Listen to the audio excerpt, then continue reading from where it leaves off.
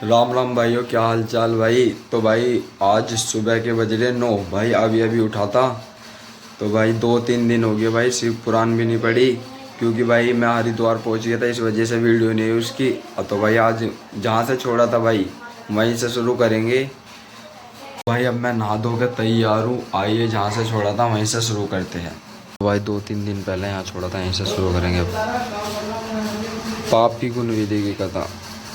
ब्रह्मा जी ने नारद से कहा कि जिस प्रकार शिवजी कैलाश पर गए तथा कुबेर से जिस प्रकार मित्रता हुई वह प्रसंग सुनो। काल्प्य नगर में यज्ञदत्त नाम का एक ब्राह्मण रहता था। वह विद्या में बहुत पारंगत था। उसका एक पुत्र था जिसका नाम गुणनिधि था। 8 वर्ष की आयु में उसका यज्ञोपवीत संस्कार कर दिया गया। वह अनेक विद्याओं का ज्ञाता भी बन गया, परंतु उसमें कुछ दुर्गुण भी आ गए थे, जैसे जुआ खेलना, गाना बजाने वाली महफिलों में जाना आदि। माता के कहने पर भी वह अपने पिता के पास नहीं जाता था। पिता दीक्षा या यज्ञ आदि से निर्वत होकर लौटने पर पत्नी से जब वह पूछता था गुणनिधि कहाँ है, तो माता उत्तर देती थी यहीं कहीं अभी अभी चला गया है, शायद पूजा स्नान या देवताओं के लिए फूल आदि लेने गया होगा। माता अपने अकेले पुत्र गुणनिधि को प्रतिदिन समझाती, परंतु वह नहीं सुधरता। एक दिन वह अपने पिता की अंगूठी को चुरा कर ले गया। पिता ने अंगूठी को एक जुआरी के हाथ में देखा तो उससे पूछने पर ज्ञात हुआ कि यह तो गुणनिधि जुए में हार गया है। यही नहीं, वह जुए में काफ़ी धन भी हार गया है। जुआरी कहने लगा, आश्चर्य है कि आप जैसे ज्ञानी पंडित अपने पुत्र को नहीं जान पाए। यज्ञदत्त का सिर लज्जा से झुक गया। वह लज्जावश सिर और मुंह को वस्त्र से ढककर अपने घर आया। वह अपनी पत्नी से बोला, तेरा पुत्र गुणनिधि कहाँ गया है और मेरी अंगूठी कहाँ है। पत्नी बोली, मुझे इस समय याद नहीं है, मैं कहीं रखकर भूल गई हूँ। यज्ञदत्त गुस्से से बोला, सत्य कह रही हो, निकम्मे पुत्र को जन्म देने वाली तू बड़ी असत्यवादिनी है। मैंने जब भी पूछा गुणनिधि कहाँ है तो झूठ बोलकर मुझे बहला देती थी। अन्य वस्तुएं भी घर से गायब थी।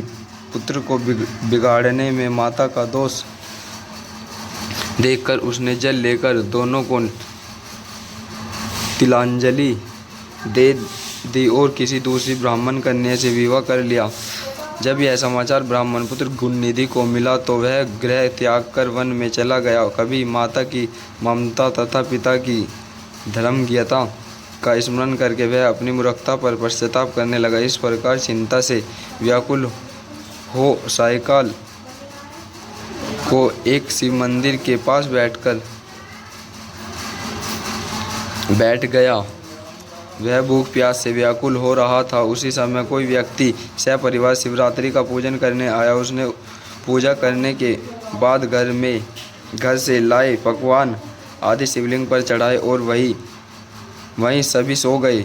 तब रात्रि में भूख से व्याकुल यज्ञदत्त के पुत्र गुणनिधि ने छिपकर मंदिर में प्रवेश किया और शिवलिंग पर चढ़ाया गया प्रसाद लेकर चंपत हो गया, परंतु उसी समय उसके पैरों की आवाज़ से सभी लोग जाग गए। उसे भागता हुआ रक्षकों ने पकड़ लिया और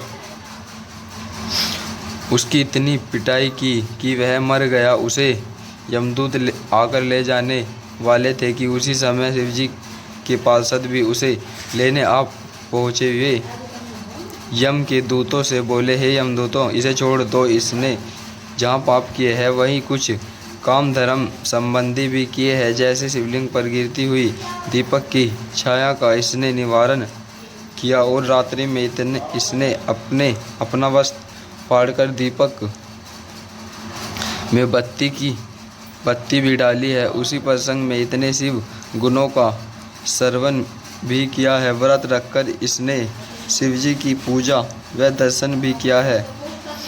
स्थिर चित्त से द्वार पर बैठा रहा है। इस कारण अब यह हमारे साथ शिवलोक में जाएगा। यह वहाँ कुछ समय रहकर पुनः कलिंग देश का राजा बनेगा। शिव गणों की बात सुनकर यम के दूत अपने लोक को चले गए। जब यह समाचार उन्होंने यमराज को सुनाया तो वे बड़े प्रसन्न हुए। यह शिवलोक में कुछ समय रहकर हरिनंद नाम के कलिंग देश का राजा हुआ। शिवजी की थोड़ी सी सेवा भी बहुत फलदायक होती है।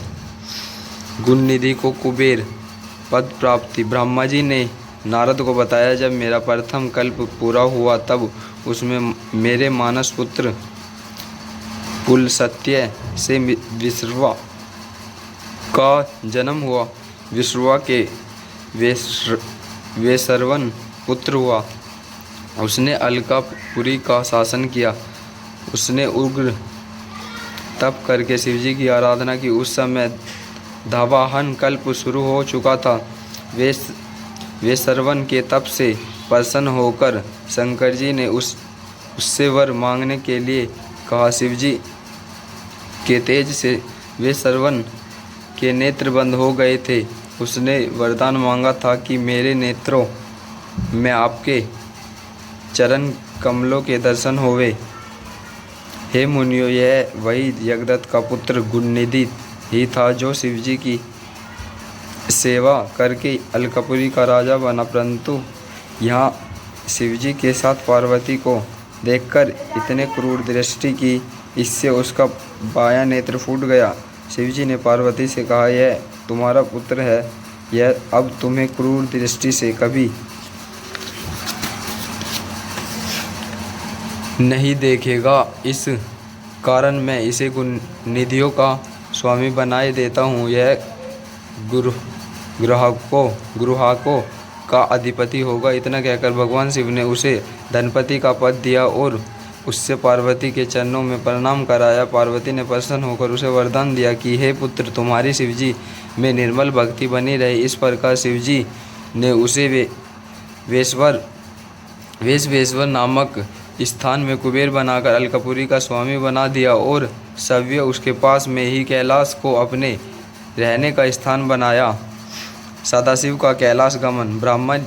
ब्रह्मा जी नारद से बोले, अब यह आख्यान सुनो कि जिस प्रकार कुबेर कैलाश पर तपस्या करने आया था तथा उसने तपोबल के कारण भगवान शिव वहाँ पहुँचे थे। कुबेर के तप से रुद्र वहाँ पहुँचे और जोर से अपना डमरू बजाने लगे, जिसकी ध्वनि त्रिलोक में पहुँचने लगी। वहाँ पर ब्रह्मा, विष्णु एवं शिवजी अपने असंख्य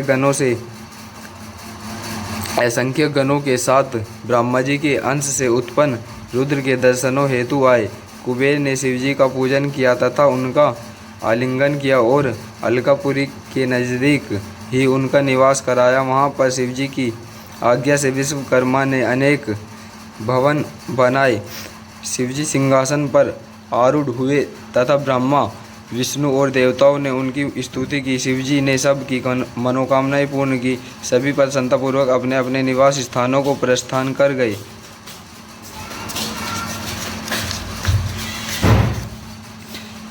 रुद्र संहिता सतीखंड, तृतीय खंड, सती चरित्र।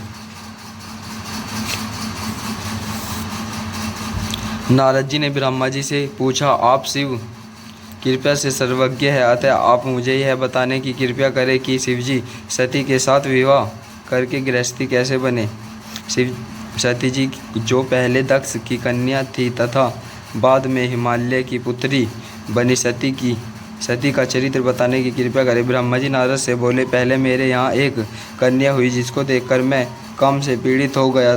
तब भगवान रुद्र ने मुझे धिक्कार। मैंने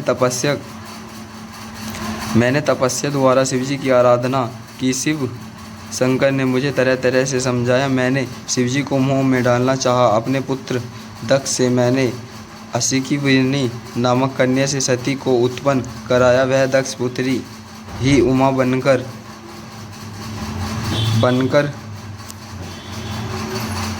कठिन तपस्या के द्वारा शिवजी को वर रूप में प्राप्त कर सकी। तब के रुद्र स्वतंत्र होकर भी संतान उत्पन्न की इच्छा से रूप धारण कर मोहित हो गए। रुद्र को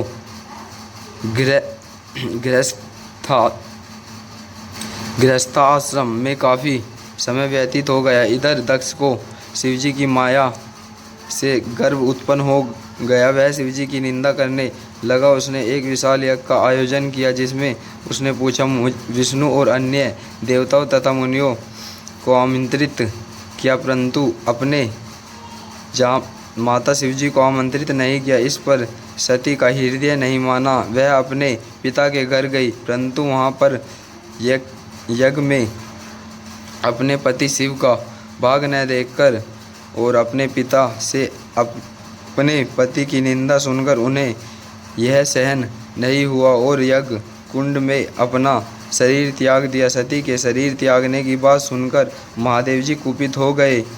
उन्होंने अपनी जटा से एक बाल उखाड़कर वीरभद्र को उत्पन्न किया। वीरभद्र ने दक्ष के यहाँ जाकर दक्ष सहित यज्ञ का विध्वंस कर दिया। समस्त तीनों